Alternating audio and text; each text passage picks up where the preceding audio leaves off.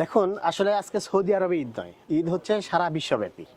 কারণ চাঁদ উঠেছে শুধু সৌদির জন্য না, শুধু বাংলাদেশের জন্য না, সারা পৃথিবীর জন্য চাঁদ উঠেছে। আর চাঁদ উঠলেই হচ্ছে রমজান মাস শুরু হয়ে যায়।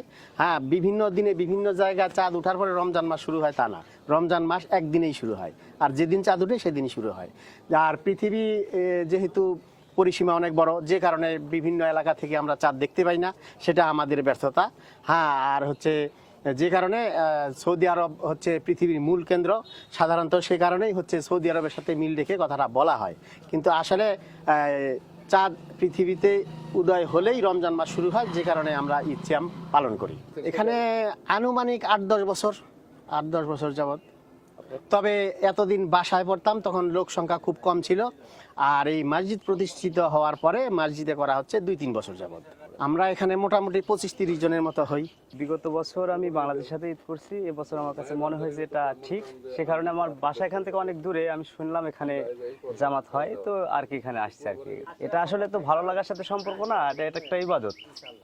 আর এটা দেখতেছি যে ইবাদতটা আসলে গ্রহণযোগ্যতা কোথায় পাই, সেক্ষেত্রে আমার কাছে এটা মনে হয়েছে যে ঠিক, সেজন্য আমি এবছর থেকে শুরু করছি আর কি। আমরা জানতে পারি যে এই কৃষ্ণপুর গোপালহাটি মুসলিম জামে মসজিদে একটি ঈদের জামাত সৌদি আরবের সাথে মিল রেখে জামাত হবে।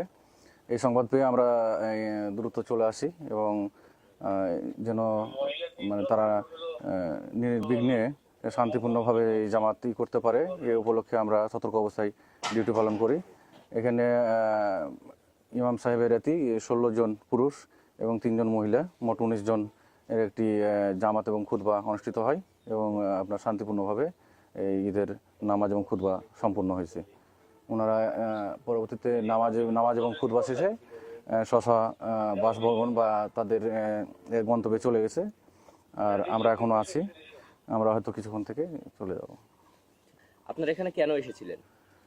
আমরা জাস্ট নিরাপত্তার জন্য আসছি, যে সৌদি আরবের সাথে মিল রেখে ই করলে অনেক সময় ঝামেলা হয় বিভিন্ন জায়গায়, এখানে যেন না হয়, এখানে যেন শান্তি বজায় থাকে।